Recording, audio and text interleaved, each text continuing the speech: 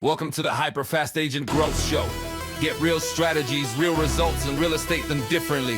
Lead generation, team building, AI, and more from billion-dollar agents, best-selling authors, international speakers, and real estate coaches, Kerry Shull and Dan Lesniak. Let's dive in! All right, welcome to our first panel show of 2026. Brand new year. We got a couple of good topics today to talk about. Let's see the rundown here. We've got Google is potentially entering the portal war. More news on that. Some new stats on the percentage of homes that are owned without a loan. I think this will be a surprising number for most people. And then we got some news on the rate lock-in effect. So number of homes that are sitting at a 3% mortgage versus 6%. Some interesting data on that. And then this just came out like moments before we got on here to film, but Trump, I guess he went on Truth Social and tweeted a truth, if that's what you call it, about a potential ban on home buying from the big institutions. I know that's been a hot topic with affordability, and then we got some interesting broker stats that I want to pop up and show you guys. Number of deals per brokerage for 2025. Those numbers are in. So, welcome to the panel, Nick, James, and Karl. How's 2026 going for everyone so far? Going great. Couldn't be better. Yeah, I saw my guy James just closed a $2 million in Bethesda or somewhere in Montgomery County. So, Yeah, and Bethesda, I appreciate the shout out. yeah, man. Unbelievable. Well, two million dollar deals, a good way to start for the first week of 2026. Good job, James. Thank you. Appreciate that. All right, let's jump first to Zillow, getting into the portal wars here. We've got an article from one of our favorite bloggers, Mike Del Preti, to share. So I'll pull that up so you guys can see. So um, yeah, you can see here the ads that Google is popping up when people Google, let's see these terms: homes for sale, Chicago, Denver, Austin, right? So it's in some markets now, and they're actually putting the listings directly in the search results. So you can see here you've got property details. You can click on a request a tour button, contact an agent, right? So similar to Zillow. Let's see. He says it's only in a certain number of markets so far and only on mobile. You can see here they're profiling different agents. So they've partnered with a group called Come home, right? House Canary, or it's a Come Home powered by House Canary, right? So property results are not supplied or sponsored by listing agents or brokers. So same thing as Zillow, I guess, right? They're not. They're To kind me, of. this is really fascinating because my opinion is that Zillow and other portals, their prominence is because of their ad spend, so that they're up higher. And first it started with the pay per click and the sponsored, um, but they're where they are because of their paid position. Um, in the Google results. And if Google, just flips a switch and now Google is at the top and they're getting paid for being at the top, I think that's really problematic for Zillow and other portals. And I'm not too upset seeing it, to be honest. I So think that I disagree that it's problematic for Zillow. Okay. Even though Google is a beast, right, of a company, and obviously has a ton more money in the bank than Zillow, I would imagine that Google has already lost some market share to ChatGPT as the search engine of choice for some people, and at least the search engine of choice for if you want a full detailed answer quickly. And in regard to Zillow, I think that Google has to play the branding game. So Zillow has the customers, they have the brand. They're the home search engine for home buyers that are looking to find real estate in their market or anywhere else. And I think they have to completely change buyer behavior uh, to convince people that they should be on Google doing that. And I don't know if they have the ability to do that with just ad spend. So you're thinking people are already conditioned when they want to go search for a home, they're gonna type in Zillow.com and go there versus they're Googling and it pops up in the results. Because like if you Google an address of a property that's for sale, like Zillow's are all they're always in the top like, you know, one, two, or three results on the first page. There's also usually like Redfin and then maybe a couple different other brokerages, right? But Zillow's already up there. So if that's the main way people are getting there, then yeah, huge problem. If they're getting there because they're typing like Zillow.com, then putting in the area they want to search in, that's obviously Google doing this would still take a bite out of Zillow's market share, but maybe not to the extent, you know, that some people think. So it just depends how the people are getting there, I guess. So I kind of hear both your points. Hmm. Yeah. I think it's Oh, sorry, James. I just want to all say good. they have to communicate. Google now has to communicate to Zillow. I mean, Google now has to communicate to the consumer that they can search for homes here, right? But Zillow's been doing that for over a decade, right? And the consumers, they know that's like where I mean, when we talk about Real Scout and the MLS and any other tool that we use as real estate agents, we're like, oh, you can look on Zillow. But when we talk about Zestimates and home value and price with sellers, we're like, oh, your Zestimate value might not be your true value, right? So like Zillow has a consumer locked in, and Zillow has an app that people have accounts on. I got a call last week. I was in a I forget exactly what happened, but someone was like, "Hey, I'm assigned to this agent on Zillow," and I'm like, "That's actually not how it works. Like, you don't have to work with that agent, right?" And so, is Google going to be able to do all that, right? Or is Google just a search engine? So they have to like almost spend time and money like branding something, right? For Branding sure. They've just got a long way to go. yeah, they got a long way to go. I don't think you just get there by money because they already have, buyer behavior. Starbucks is the giant, but that's if like Pete's Coffee became, a trillion dollar company. But this is not the best example actually. But yeah, you know what I'm trying to say. The example I'm focused on is Google Flights. When it first came out, it wasn't very exciting and it was just like a widget. But now it's like it's a site. I booked my last flight through Google Flights. Mm,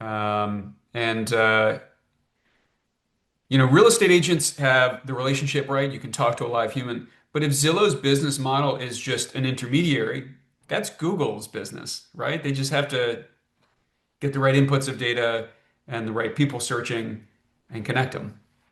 But I think you have a really good point that Zillow has built up some brand awareness, and it's not going to disappear overnight. People have the app.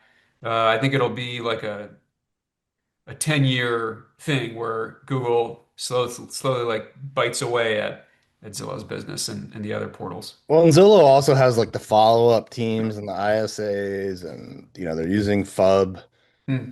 to track consumer behavior. So there's probably more to it than just inserting yourself into the search results. But like again, like any market share that they take from Zillow is probably going to hurt. And then you look at the other question too is how is AI and ChatGPT going to play into all this? Because there's been a huge decrease in Google search traffic compared to ChatGPT, right? So then how will that play into all of this? I don't think we know yet, but they're definitely flexing that they're interested in coming into this.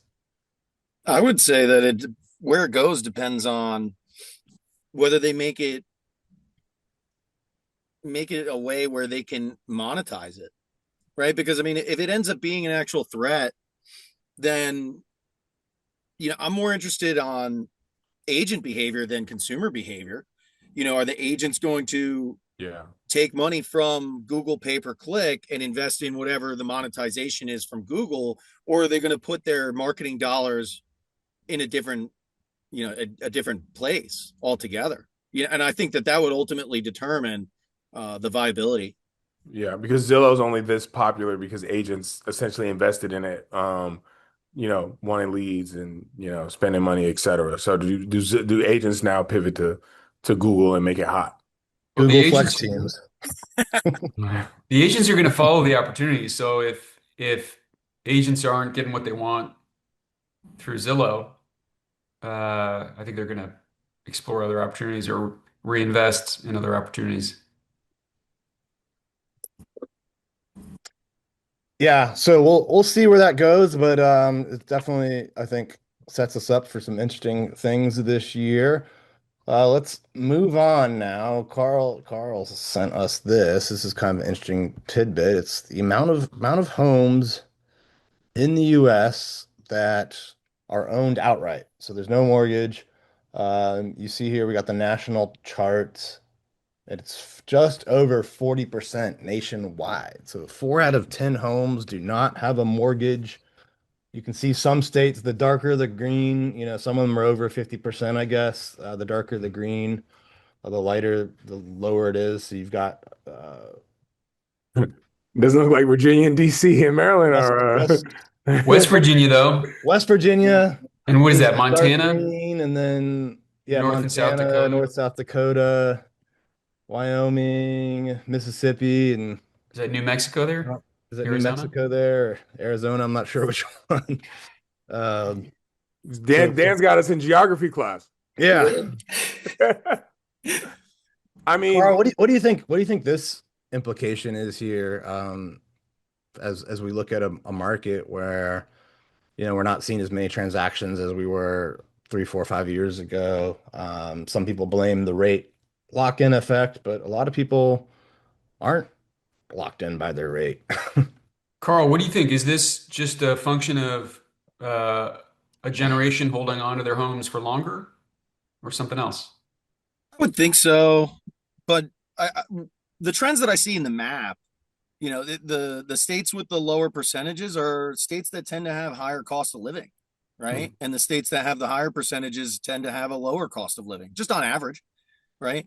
But economically, I think that the numbers show that we have a lot more room to give on you know, like economically, like for, as the job market weakens, everybody's fearful of, um, where the economy's headed, just overall. So I think that, people having, free and clear homes or strong equity positions in general, that's really a safety net, right? That you can fall back on. And, for a lot of folks nowadays, like, as loan products have developed over the last few years, I mean, there's a lot of loan products now where you can leverage equity out of your house with no proof of income. So years ago, the concern was like, oh well, if somebody loses their job, it doesn't matter that they have a bunch of equity in their house because they can't use it anyways. But nowadays, that's not necessarily true a lot of the time. So I think as unemployment numbers go up, and hopefully we get more rate cuts, to stimulate the economy. If the Fed is too slow with cutting rates and the economy gets weaker faster, people have money to fall back on. I think there's a couple interesting takeaways here for real estate agents when you're talking to sellers that or marketing to sellers that might fit into this category, right? Some of them are gonna have to move potentially because of life events, right? Death, divorce, marriage, kids moving out, kids, being born, jobs. So some of these people are gonna have to move and they or retire, right?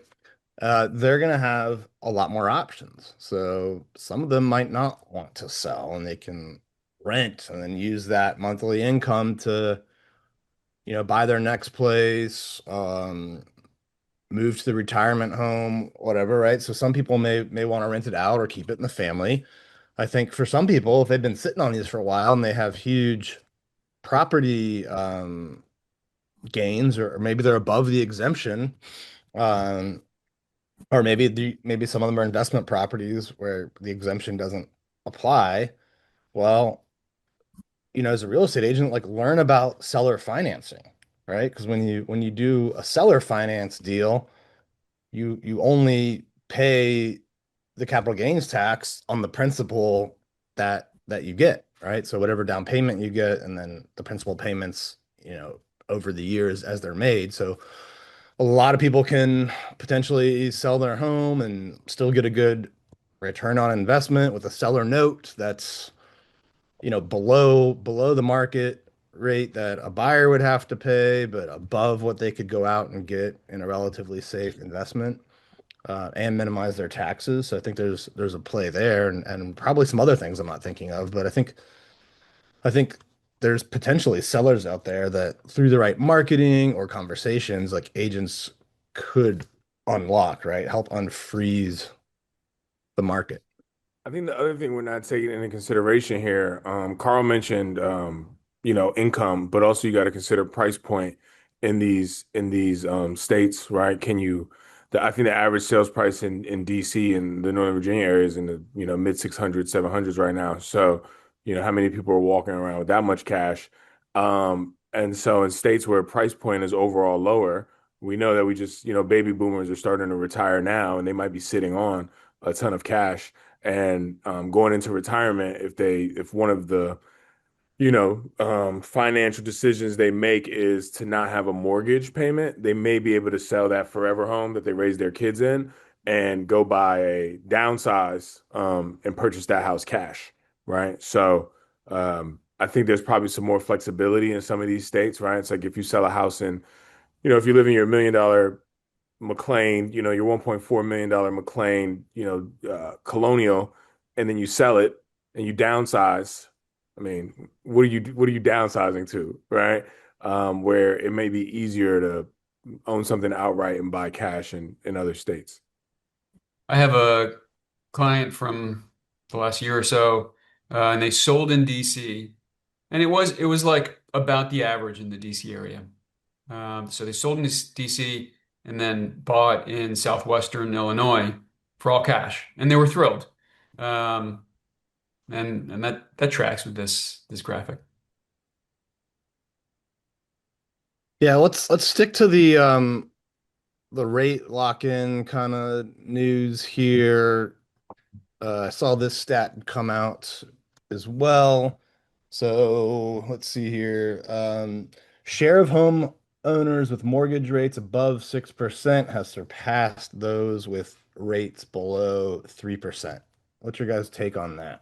I'm excited that that article is here because it removes the anomaly and almost the need for sellers, homeowners to stay locked into this 3%. It gives a signal that the market has shifted and that new buyers entered the market and they bought new houses, and you're sitting on your golden handcuffs in a house that doesn't work for you anymore because you're married to the rate, and you're kind of behind the curve now because uh you're not that's not an outlier anymore. Yeah, look at this data. They kind of go further down, right? Homeowners with mortgage rates at 6% higher.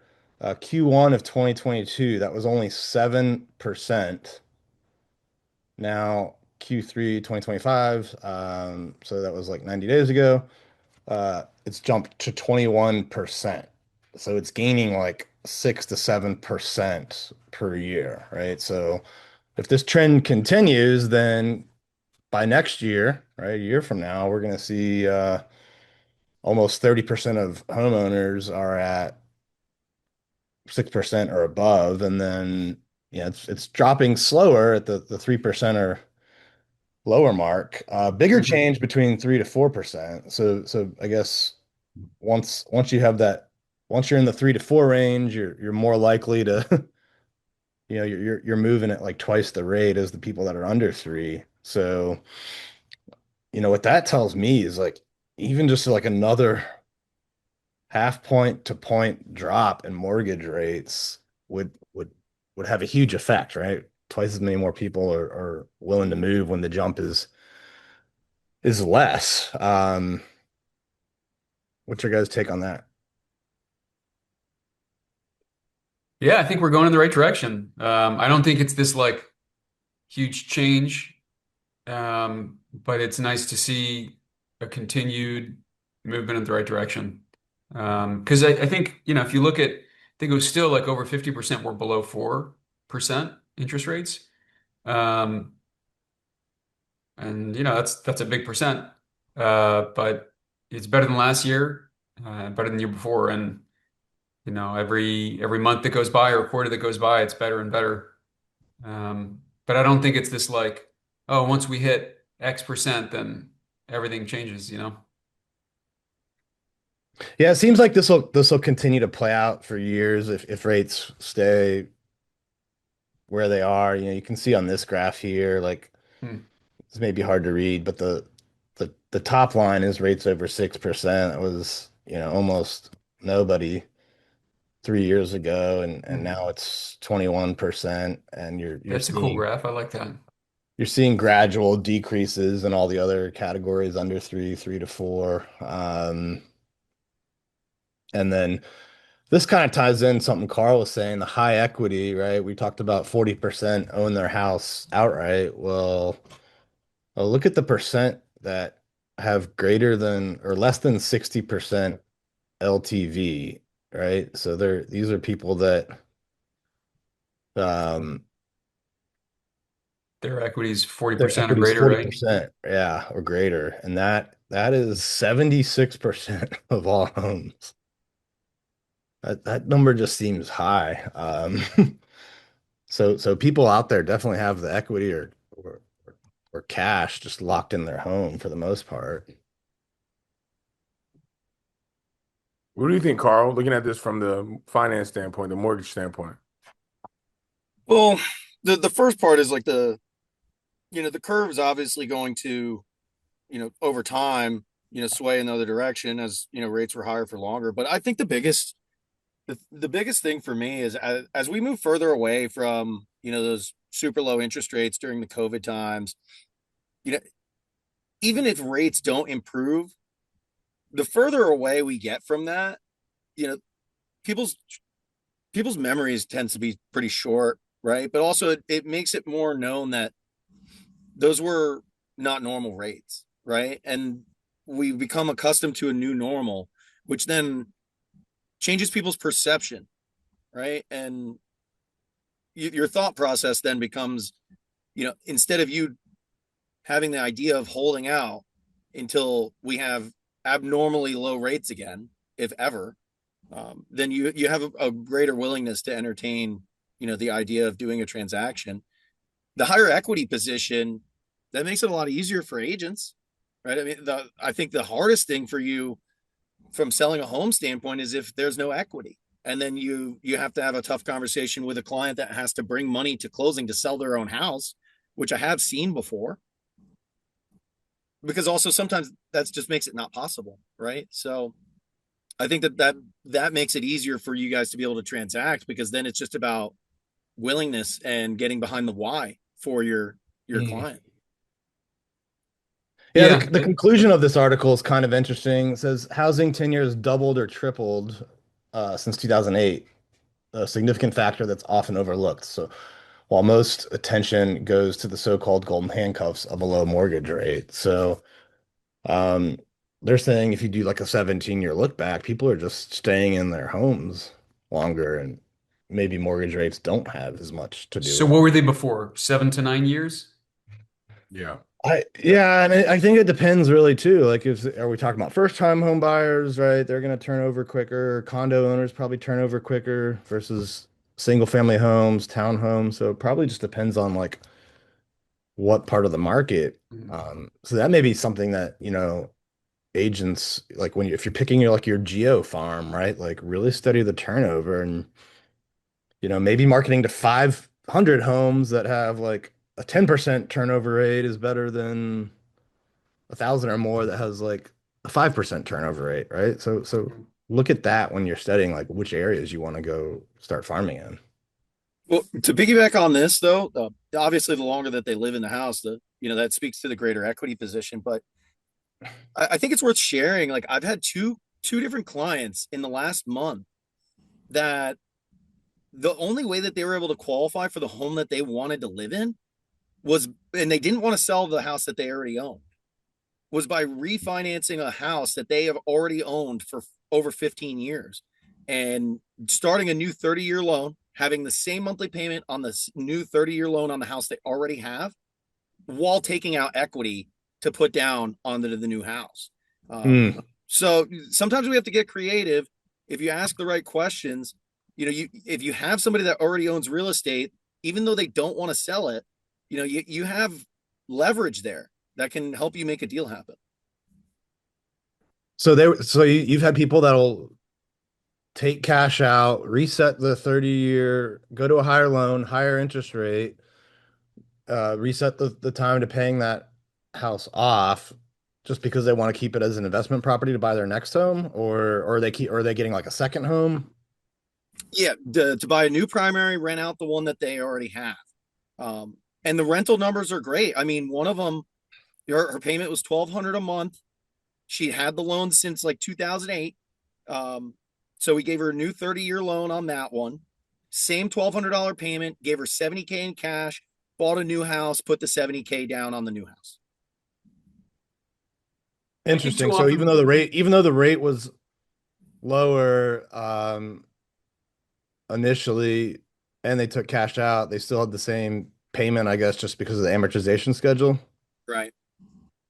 Wow. And did you think it like with what they're going to pull in the rent, did you think it made like financial sense? Like, is it something you would do if you were in that same situation? My realtor partner ran the comps. It was 1,800 a month in rent. So they were making $600 a month in rent, while taking out 70K equity. And they're a lower income buyer. So that 70K of equity that we took out allowed them to buy a house for 70K more than what they would have pre-qualified for if they didn't have that equity. Yeah, and then now they'll get rent, cash flow, appreciation longer term. That kind of reminds me of, a few weeks ago or a month ago when we were talking about the 50-year mortgage. It's kind of almost the same idea. It's like, yeah, some people might be uncomfortable with the longer amortization or overall paying more interest to the bank, but um, for others, it might make financial sense. Nick or Carl, I don't remember which one of you said it, but you said that's why you got to ask the why, right? So often we think that people just aren't going to sell because they have a sub 3% interest rate. Um, but it's all about what they want, right? Like if they want a bigger house or a house in the right location, keeping that 2% interest rate, isn't necessarily what they want and isn't driving that decision.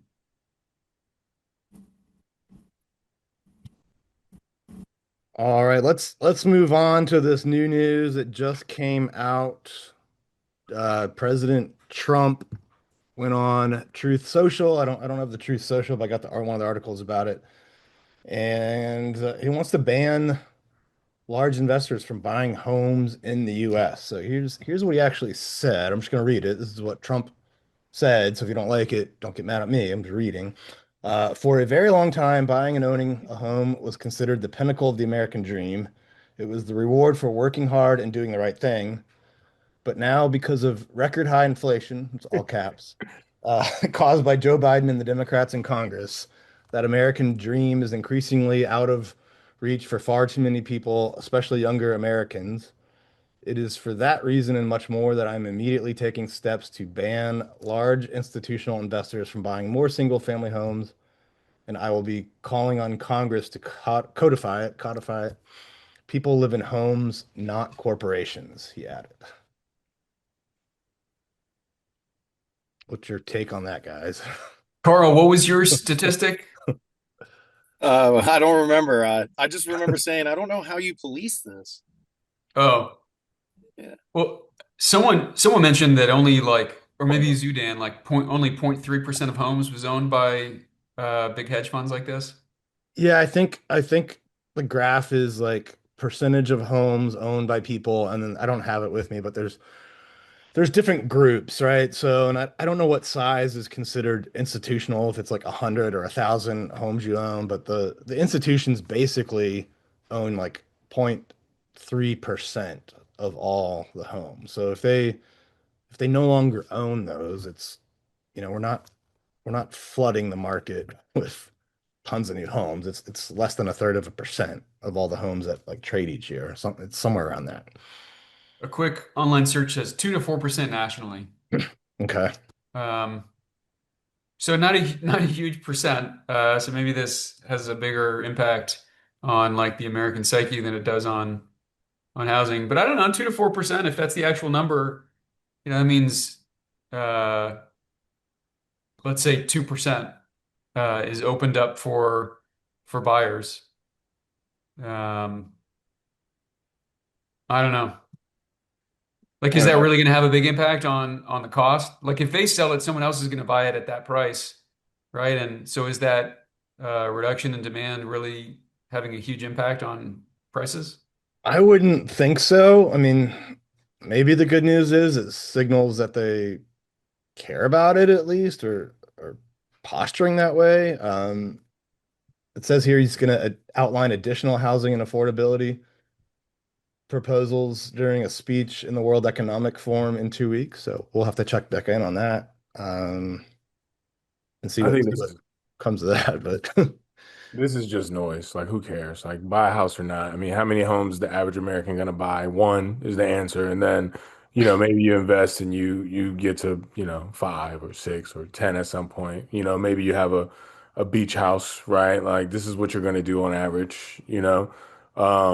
And so if some $1 trillion company is just like buying up 2 to 4% of real estate, like, what can you really do about it? Like Karl said, and just stay in your lane and do what you can do, right? Unless you're gonna, unless us four are planning to become BlackRock, like, and we have to compete, like, it doesn't matter what someone, is like, buy the house that you're gonna raise your family in, right? Buy an investment property or a few, and live your American dream. Like, you can't do anything about it, so it doesn't matter anyway. BlackRock is not thinking about you, and you know they don't care. Yeah, I had this the thought around election season. I'm not going to be political, but I had to ask someone. I was like, "Can you explain to me why we hate the billionaires?" Like, I can't. I gotta understand, because like it's almost like a company or a person becomes extraordinary, and now they're the evil person, right? It's just like mind your business and buy some real estate because I'm sure that we'll drop this podcast and we'll get comments telling, people telling us like why they can't buy real estate, and they'll lose the game anyway. So who cares? Shouts to Well, BlackRock for is winning. is BlackRock like Apple, where they're a corporation owned in Ireland and they're an inverted whatever, and they're not paying taxes?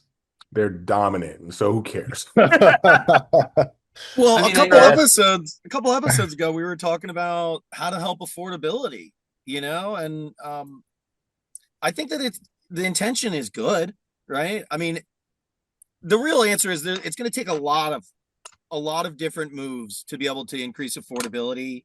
Um, so I don't see how it doesn't help. I mean, but it's not, like Dan said, it's not going to move the needle much. No, this is noise. Yeah.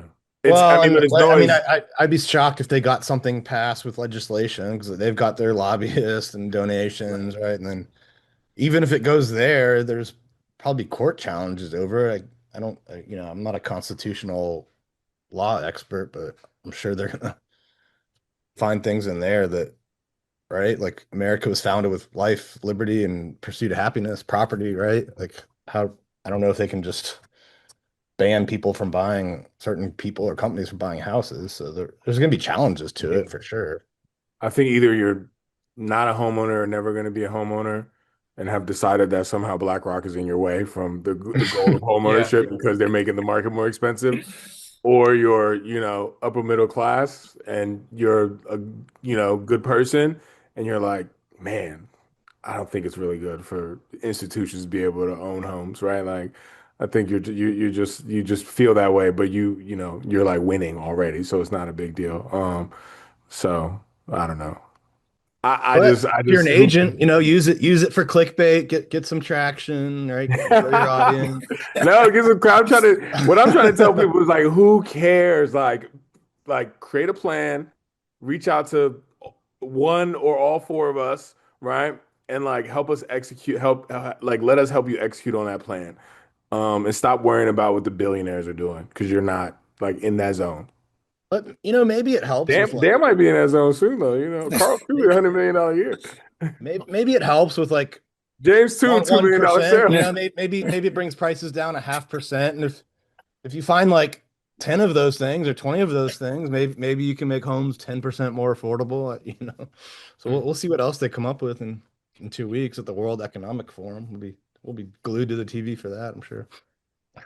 Well, tell all the other international banks to drop the price of their bonds, so that way our 10-year can go down. There you go. Carl, I think you should be in the running for the next Fed chairman. There you We go. just need international collusion, and it'll work. It'll work. I'm only down to have Carl in if he's willing to give me a little insider information. So, We're gonna get you up to those $1 million homes, man. for sure, for sure. All right, let's take a look at this. I just got this data today. Boom, So look at those stats. yeah, we've got brokerage rankings by transaction sides for 2025. I know this graph's a little confusing. It says 24 here, but this is from 2025. You've got eXp Realty at 350,000 sides, then Anywhere, Compass. I'm not going to read them all. LPT's at number 10 there down at the bottom. And then the other interesting stat on here, right? They've got what they call PPP, that basically is average number of transactions per year for agents. So EXP's in the top third for that metric. Big outlier there is Redfin, right? They're at 23.23. So they win, right? But they don't pay you much money for doing that though. So just remember that. Um, and then you've got the flat fees are generally at the bottom of this range in the twos, right? I know LPTs, they've got a model where you can go flat fee or have a cap, but their numbers tell you it's trending towards like the flat fee range if you just go by the data here, right? So any takeaways that you guys have here looking at this? EXP's running it up. Come join us. There's a lot of big name brokerages that I'm familiar with that are not on this list. Well, the franchise, let's just be clear, just so we're transparent, the franchise Okay. brokerages would not be on this list because, like KW, for example, there are 810 separate companies that are just under the franchise, right? Same with like Remax, although Anywhere is on there, which is all the different franchises. So I'm not sure where that maybe they combine their data somehow. So I'm not I'm not sure how that fleshes out. But or maybe it's the company owned Anywhere ones that are in here, right? So, but in general, these are franchises are like multiple brokerages under the one franchise flag, so you wouldn't necessarily see them in here. But I think this is the third or fourth year in a row for EXP that they've been number one in transaction sides. So definitely, and at a higher range, for PPP. If you look at the brokerages that have a significant number of agents, they're near the top on that stat, average number of deals.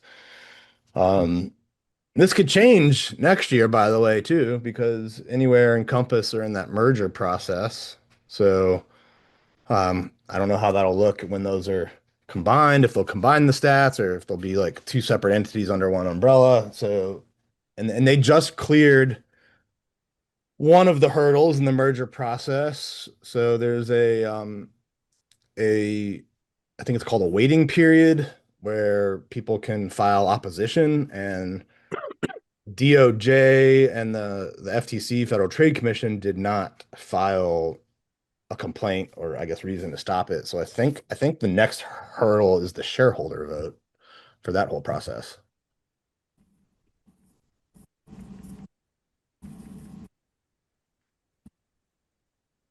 But anyway, so interesting numbers to look at on the brokerage side. Great job, EXP Realty. I think Leah's been doing a great job. Before we wrap up today, let's do like a quick round robin. I want to hear from everyone just in like 30 seconds or less. One thing you think agents can do to make 2026 different for them if it hasn't been where they want to go or if they want to get to the next level. I'll go first. I think it's the easiest thing, but pick up the phone and call people you know. Have conversations. I think it's the number one thing that'll change your business. Nick knows it well. For me, it's just to shift your focus on, well, I'm going to give them two things, Dan. One, it's like figure out where your business came from last year, the true source, be honest about that, and just know that that's kind of what you should focus on from a lead generation standpoint. And the other thing is that just a hyper focus on appointments, right? Our job as real estate agents is to go on buyer and seller appointments. And so, figure out what number of appointments you want to get to, and figure out your conversion ratio, and then you'll have closed deals. Learn one new skill this year or create one new niche, something that's going to help differentiate you from everyone else in the market. Where is your value?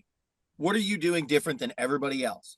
We spent a lot of time today talking about people with strong equity positions, people that are move up and move down buyers, move up and move downs. Those are two transactions for you as an agent.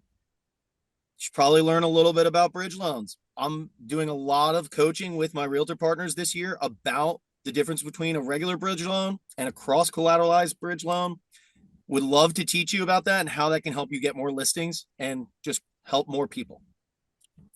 All right, I'm gonna go with change your identity, right? So no matter which tactic or strategy you want to implement, to do it consistently, you really need to change your identity. Like tell yourself you are that person, right? So whether it's pick up the phones more, whether it's get better at listing conversions, whether it's understand the seller financing and creative financing, right?